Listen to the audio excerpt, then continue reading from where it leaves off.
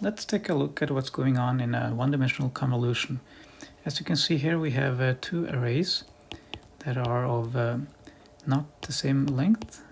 We have the A array with 2 elements and the B array on the bottom here with 4 elements, and we're going to look at the convolution operation between these two arrays. The first thing to note is that the A array gets reversed like this, and it's going to move like a little typewriter from the first position here to the second here, then to the last one like this, and it's going to be spitting out the convoluted numbers on the bottom in another array, which is going to be the convolution.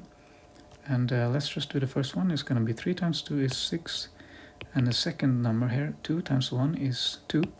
It's going to give us 8, which we see is the first number in the convolution array. Now let's move our little typewriter to the next position like that, and we get 3 times 1 is 1, 2 times 0 is 0, gives us 3. Similarly for the next position, it's just going to give us 2 times 4 is 8, 3 times 0 is 0.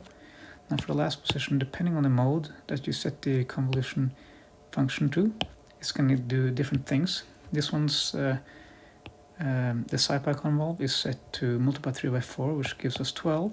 Then also just multiply 4 with 2, which gives us 8.